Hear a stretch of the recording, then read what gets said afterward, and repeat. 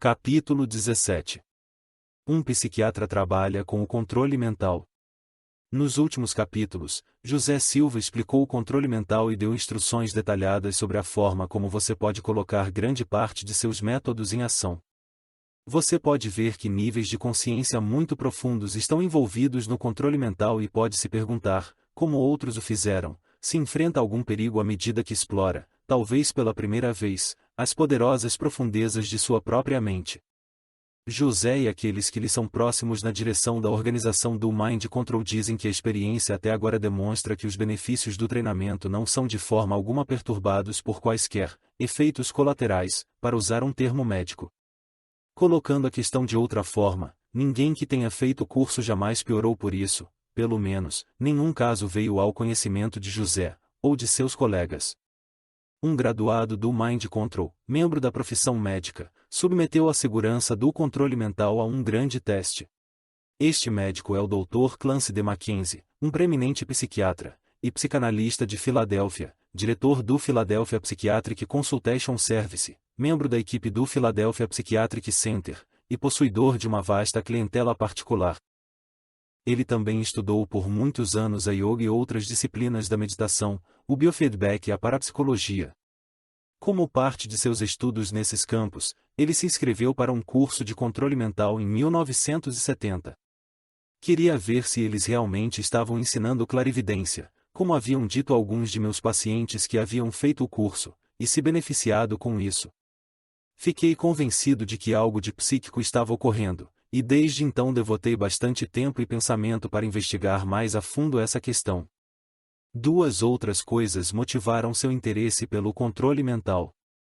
Um comentário feito por Sigmund Freud no fim de sua carreira, e algo que aconteceu numa aula de controle mental. Freud disse que a direção mais promissora para a psicoterapia no futuro seria rumo à mobilização das energias do paciente. O Dr. Mackenzie viu claramente nas aulas de controle mental que as pessoas estavam usando energias que até então não sabiam possuir. Mas viu algo mais nessa turma. 3 pessoas nesse grupo de 30 estavam emocionalmente perturbadas, e havia uma quarta cuja estabilidade poderia ser questionada. Qual seria a razão? Será que esse curso precipitava a doença mental, ou as pessoas já estavam doentes quando iniciaram as aulas? Será que meus próprios pacientes perturbados que haviam obtido proveito com esse curso simplesmente haviam tido sorte? A forma mais prática de descobrir, raciocinou, era testar as pessoas antes e depois do curso. O teste seria observar de perto aqueles psicologicamente mais vulneráveis. Ele e um colega, o Dr. Lance Asiurai, professor de psiquiatria na Universidade da Pensilvânia, iniciaram um estudo. Durante os 4 anos e meio seguintes, 189 pacientes psiquiátricos apresentaram-se como voluntários para fazer o curso de controle mental. Para fazer com que o teste fosse ainda mais preciso, fizeram um estudo ainda mais detalhado com aqueles do grupo que eram psicóticos, marginalizados, ou psicóticos em remissão. Havia 75 desses casos. Devido às suas observações sobre os efeitos benéficos do curso nas pessoas sadias, os resultados desses testes não apresentaram surpresas aos 2 médicos. Havia uma melhora consistente na saúde mental dos pacientes de psiquiatria. Para os interessados nos raciocínios exatos e controles rígidos que governam os estudos científicos, aqui estão alguns detalhes. Dos 75 pacientes do grupo de perturbados, 60 eram da clínica do Dr. Mackenzie. Representavam 100% de seus casos de psicóticos e marginalizados que estavam dispostos a fazer o curso. No início do estudo, os pacientes eram enviados cuidadosamente, um de cada vez, para que possíveis efeitos negativos, neles mesmos ou no resto da turma, pudessem ser controlados de perto. Também foram enviados durante o que o Dr. Mackenzie classificou como seus períodos mais estáveis. Mais tarde, ele descobriu que também podia enviar seus pacientes durante os períodos menos estáveis. 4 foram enviados quando completamente perturbados. Depois, ele se sentiu seguro a ponto de enviar vários pacientes perturbados ao mesmo tempo, às vezes 6 ou mais. Como parte de seu estudo, tentou 58 desses pacientes antes e depois do curso, para verificar que modificações ele poderia causar. O teste, Experiential World Inventory, Consiste de 400 perguntas destinadas a medir a percepção que uma pessoa tem da realidade, algo como o famoso teste de Rorschach das manchas de tinta, mas numa forma escrita. A diferença entre os resultados de antes e depois foi impressionante. 36 demonstraram uma melhora dramática em sua percepção da realidade, 21 permaneceram mais ou menos no mesmo estágio em que se encontravam antes, e um demonstrou um retrocesso. A pessoa cujo índice piorou era um esquizofrênico catatônico de 29 anos de idade, que pela primeira vez em sua vida, parou de tomar remédios e começou a sair com garotas. Clinicamente, observou o Dr. Mackenzie, ele possuía mais energia emocional e uma aparência melhor, depois do treinamento. Contudo, o fato de sair com garotas o lançou num conflito e ele ficou perturbado 2 semanas depois do curso. Não houve necessidade de hospitalização. Naturalmente, todos esses pacientes haviam sido submetidos à psicoterapia, alguns deles por 1 ano ou mais, o que deu ao Dr. Mackenzie uma excelente oportunidade de verificar quais as reais modificações clínicas que ocorreram depois do curso. Aqui estão algumas de suas conclusões. Um paciente esquizofrênico, de 30 anos, anteriormente em sua vida acreditar estar sob ordens, enviadas telepaticamente, de matar alguém. Felizmente, ele nunca conseguiu encontrar a pessoa certa. Durante as sessões de terapia, depois do curso, ele tornou-se capaz de discutir seu sistema de alucinações pela primeira vez. Sua energia emocional era muito maior e ele tinha uma melhor perspectiva da vida. Logo retornou à universidade, onde obteve seu doutorado. Sua capacidade de realizar isso estava diretamente relacionada com a sua participação no curso, explica o Dr. Mackenzie. Dos 28 pacientes afetados por diversos tipos de depressão, involutiva, psicótica, esquizoafetiva e maníaco-depressiva, 26 passaram a se sentir bem melhor depois do curso. Os outros 2, que informaram estar se sentindo mais deprimidos, não só obtiveram pontuações mais altas no questionário, mas, como os outros, tornaram-se capazes de enfrentar problemas com os quais, antes, não eram capazes de lidar. Uma mulher de 21 anos de idade, estava determinada a se suicidar, e estava nos primeiros estágios de uma psicose aguda. Ela garantiu ao Dr. Mackenzie que nada que ele pudesse fazer adiantaria em seu caso, ela se mataria de qualquer forma. Ele recomendou que ela fizesse o curso. No final da semana ele estava absolutamente surpreendido. Ela reagiu melhor do que qualquer outro paciente. Foi uma das recuperações mais impressionantes que já vi. Ela descobriu uma nova tranquilidade, tornou-se mais racional e seus pensamentos não mais corriam rapidamente para direções diferentes. Tão importante quanto isso, a maior parte de sua carga de pessimismo desapareceu. Num relatório clínico, os doutores Mackenzie e Uriah afirmaram: a hospitalização e altas doses de medicamentos não poderiam tê-la acalmado da mesma forma. Ela repetiu o curso 2 semanas depois, e novamente registraram-se melhoras. As mudanças foram dramáticas, ela tornou-se mais capaz de trabalhar na sua terapia nos 6 meses seguintes. 1 ano mais tarde, o Dr. Mackenzie considerou-a plenamente recuperada de sua doença aguda. Naturalmente, as psicoses são graves desordens mentais. As neuroses são muito menos graves. Dos 189 pacientes que fizeram o curso de controle mental, 114 estavam sofrendo apenas de neuroses. Todos estes também se beneficiaram. Resumindo suas descobertas clínicas, os 2 médicos escreveram em seu relatório: aqueles que continuaram a praticar o controle mental após o treinamento tornaram-se capazes de alterar muito suas vidas através dele, e mesmo aqueles que não o praticaram foram capazes de usá-lo nas épocas de crise, quando precisavam enfrentar tensões ou tinham importantes decisões a tomar. Para todos pareceu ser uma experiência de expansão da mente, uma revelação de que poderiam usar suas mentes de outras formas. O entusiasmo do grupo cresceu no final do curso, e a maioria das pessoas passou a sentir maior energia emocional. O grupo dos perturbados também demonstrou uma impressionante modificação clínica. Apenas um indivíduo, o mencionado rapaz de 29 anos que começou a sair com garotas, tornou-se mais perturbado, e os outros pelo menos colheram alguns benefícios do treinamento. Muitas pessoas com baixo afeto, pequena ou nenhuma resposta emocional, demonstraram entusiasmo com alguma coisa pela primeira vez. Parece ter havido uma modificação da energia emocional depois do curso de uma melhora no afeto. Possuíam uma perspectiva mais positiva sobre seu futuro, e para alguns houve uma melhor compreensão de seus processos psicóticos. Os pacientes alheios à realidade melhoraram claramente depois do treinamento. Houve um maior relaxamento e uma diminuição da ansiedade.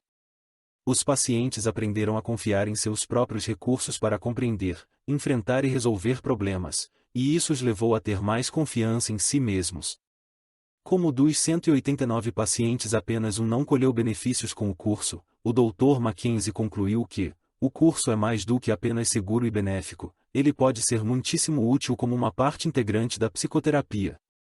Agora, quase todos os seus pacientes fazem o curso.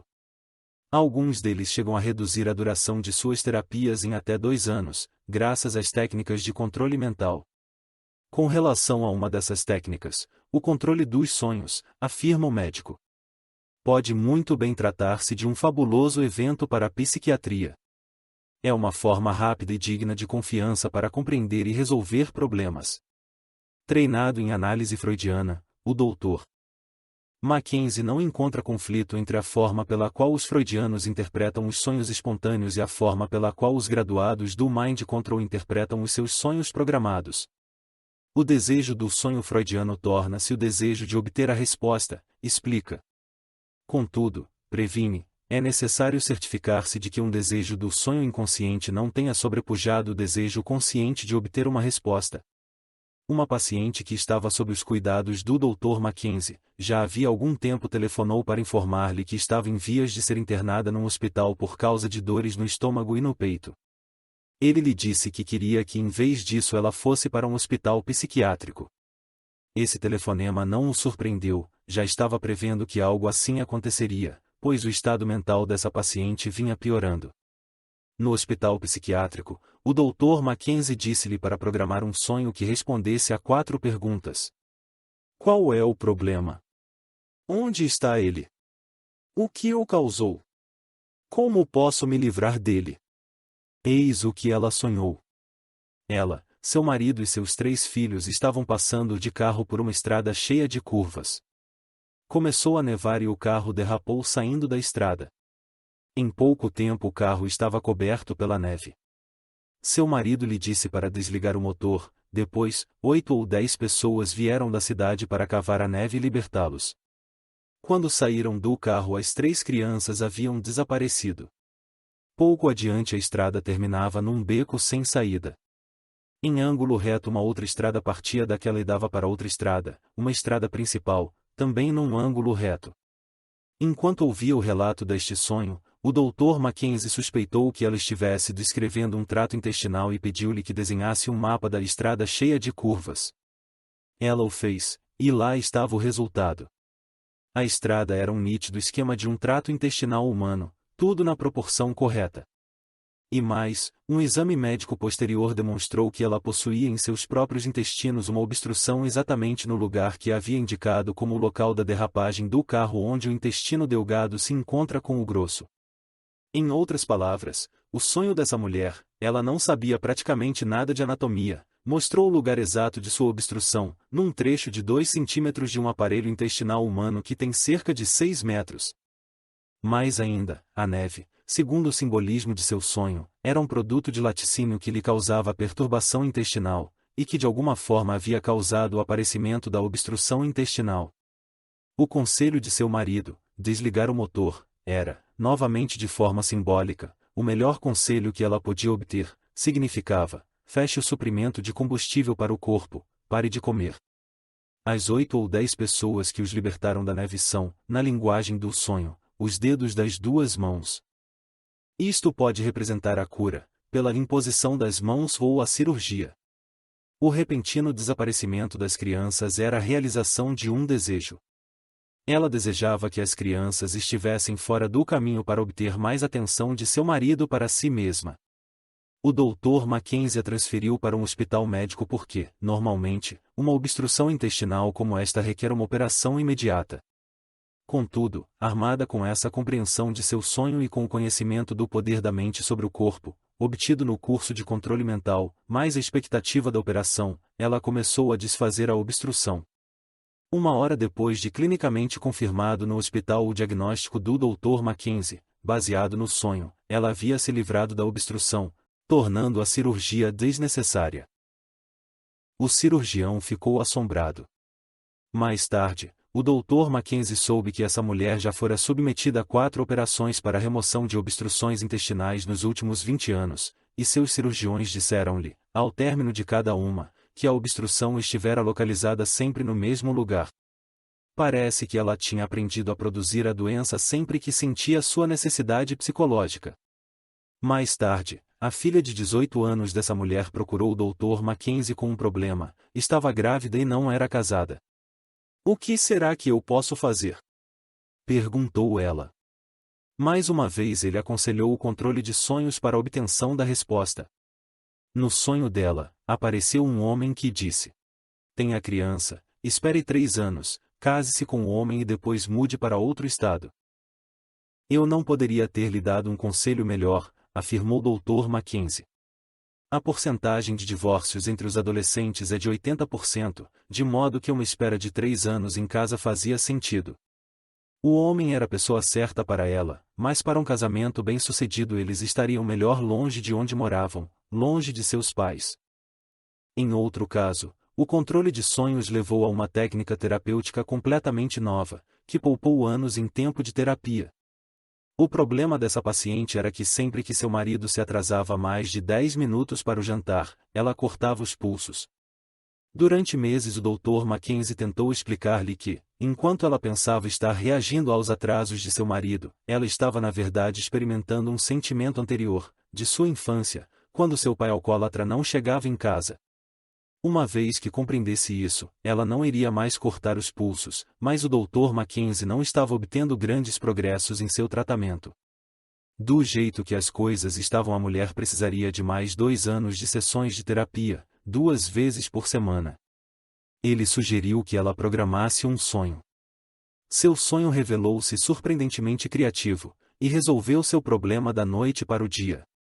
Sonhou que o Dr. Mackenzie gravara algumas declarações que a perturbavam acima de tudo. Ela tocou essa fita gravada em casa e gravou suas reações a ela numa segunda fita, e depois tocou essa fita para que o Dr. Mackenzie interpretasse. A cada uma das interpretações do médico ela exclamava: "Mas que estupidez a minha!" As explicações do médico mostravam que ela estava confundindo 2 realidades diferentes, passado e presente. Seu sonho a levou a compreender isso pela primeira vez. Nunca mais voltou a cortar os pulsos. Este notável sonho programado curou a paciente completamente. Tendo acompanhado seu caso nos 3 anos seguintes, ficou confirmado que ela havia se recuperado plenamente, relata o Dr. Mackenzie.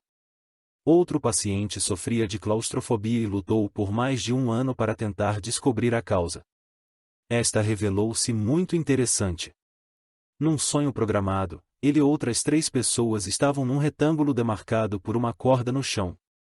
Do lado de fora desse retângulo, num de seus cantos, havia um retângulo menor, também demarcado por uma corda. Todos estavam tentando sair do retângulo maior através do menor. A significação deste sonho torna-se clara quando você vê a área maior como o útero e a menor como o cérvix. Do lado de fora dos retângulos havia um pasto verde com algumas vacas, os seios.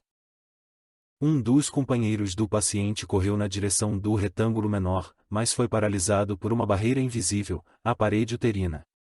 Uma série de latas estava amarrada em sua cintura, o cordão umbilical.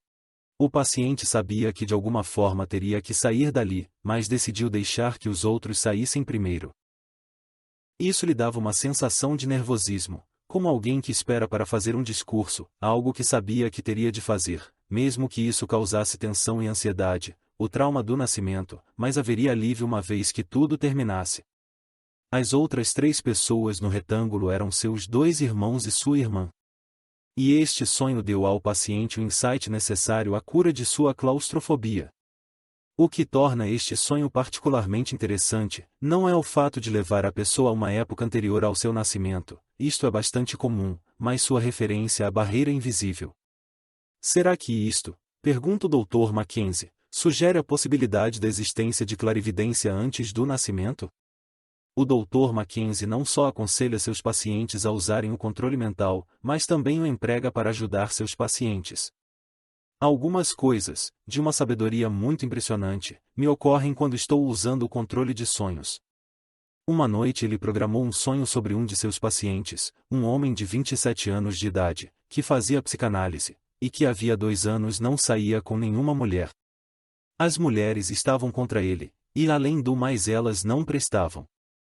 Em seu sonho, o Dr. Mackenzie escutou a si mesmo dizendo: "Para mim está tudo bem se você nunca tiver um relacionamento heterossexual." Logo que o paciente queixou-se novamente das mulheres, aquela foi exatamente a resposta que o Dr. Mackenzie lhe deu. E deu certo, o paciente ficou completamente surpreso, evitar as mulheres era sua forma de resistir ao tratamento, e agora isso não funcionaria mais. Além do mais, ele entrou em pânico quando considerou a ideia de nunca ter um relacionamento sadio com uma mulher. Naquela mesma noite ele teve esse relacionamento. O Dr. Mackenzie, que se tornou consultor do Silva Mind Control, continua pesquisando novas formas de empregar o controle mental para melhorar e acelerar o tratamento psiquiátrico, e ao mesmo tempo procura formas de usar o controle mental, em áreas mais amplas na prática da medicina, como a diagnose das doenças. O primeiro passo nesta busca é encontrar uma forma de medir o grau de segurança da técnica de controle mental para trabalhar casos. Depois de 3 anos de pesquisas, ele acredita estar se aproximando do que chama de um modelo absoluto de pesquisa, que elimina todas as variáveis e mede apenas o que se propõe a medir. Seu propósito é descobrir formas de colocar o trabalho de casos no uso médico. A diagnose médica às vezes envolve cirurgia exploratória ou medicamentos que podem causar desconforto ou perigo ao paciente, e nenhuma técnica de diagnose é sempre perfeita. A diagnose psíquica não apresentaria riscos para o paciente, desde que sua segurança ficasse demonstrada. É nisto que o Dr. Mackenzie está trabalhando. A primeira vez que experimentou seu novo modelo de pesquisa foi numa turma de graduados do Mind Control, composta por 30 pessoas. A exatidão dos resultados foi maior do que aquela que o acaso ou a coincidência poderiam fornecer, numa margem de 200 para 1. O Dr. Mackenzie ficou animado com esse resultado, mas queria desenvolver ainda mais seu método e descobrir uma forma de computar os resultados. Verificou seus projetos com o Departamento de Estatística da Universidade da Pensilvânia, e seus técnicos concordaram com o fato de que ele havia eliminado as variáveis que infestam a pesquisa psíquica, e que sua forma de medição seria acurada. Um boletim do Mind Control publicou desenhos de 2 corpos humanos, vide página 133, com círculos para serem assinalados pelos leitores. A esses leitores foi fornecido, como nos casos, nome, idade, sexo e endereço de 2 pessoas que estavam doentes. Não lhes foi fornecido, e o próprio Dr. Mackenzie não sabia qual a natureza das doenças. O médico da Flórida que forneceu os casos só revelaria esse item depois que os leitores apresentassem seus resultados. Trabalhar em 2 casos em vez de apenas um, é fundamental ao novo modelo de pesquisa. Isso permite ao Dr. Mackenzie afastar todas as adivinhações.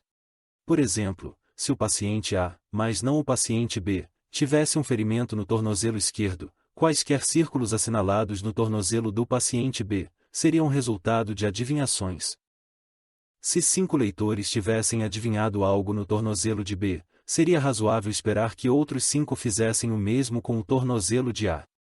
Agora, suponha que 50 leitores tivessem assinalado o tornozelo de A. O Dr. Mackenzie subtrairia 5 de 50, e concluiria que 45 pessoas estiveram operando psiquicamente. O computador então mediria o significado estatístico dos resultados. Para que isto funcionasse, os 2 casos precisavam ser diferentes. Se os 2 tivessem tornozelos esquerdos feridos, este método de afastar as respostas não psíquicas não poderia ser empregado.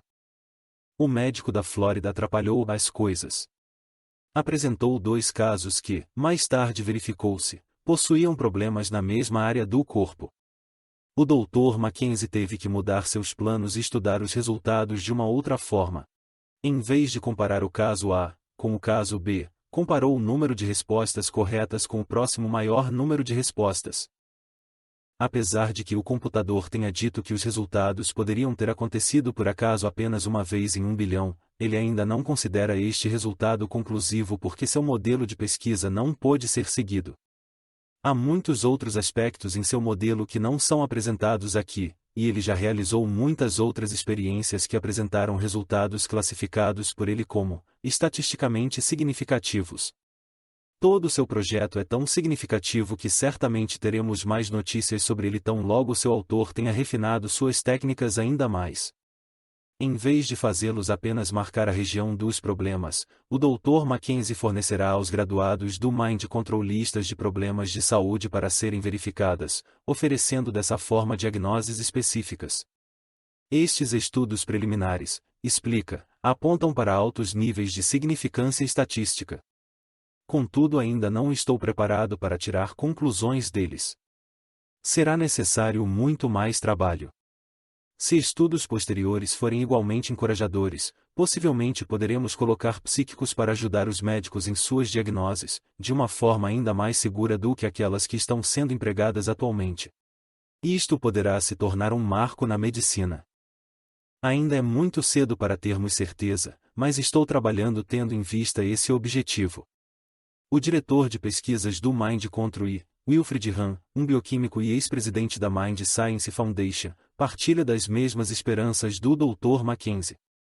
Desde o século XIX, quando o método científico passou a ser empregado na pesquisa psíquica, variáveis não controladas, às vezes desconhecidas, deixaram questões pendentes sobre as descobertas. Se o Dr. Mackenzie vai obter algum grande resultado, como ele mesmo diz, isso ainda vai ser determinado. Mas acredito que já tenha obtido um grande resultado em seu método de pesquisa.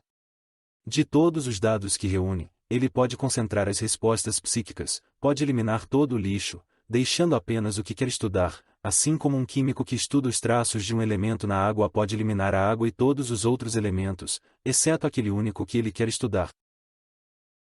Página 133. Importante, o propósito desta experiência é detectar corretamente a localização da anormalidade ou doença. Por favor, limite suas atividades à detecção, de modo a não afetar a doença durante a experiência. Instruções. Caso A.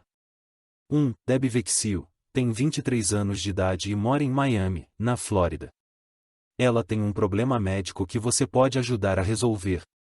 Por favor, vá para o seu nível de controle mental e visualize ou imagine Debbie, tendo o desejo de localizar a doença. Quando achar que localizou a doença dela, marque um dos círculos do diagrama, no lugar mais próximo de onde você sentiu ou adivinhou sua localização. Importante, se você marcar mais do que um círculo por diagrama, sua resposta será anulada.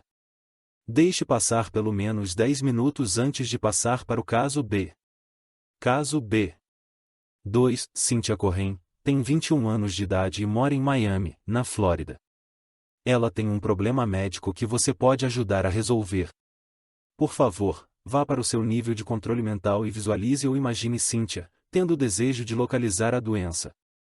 Quando achar que localizou a doença dela, marque um dos círculos do diagrama B, no lugar mais próximo de onde você sentiu ou adivinhou sua localização. Não envie cura corretiva até.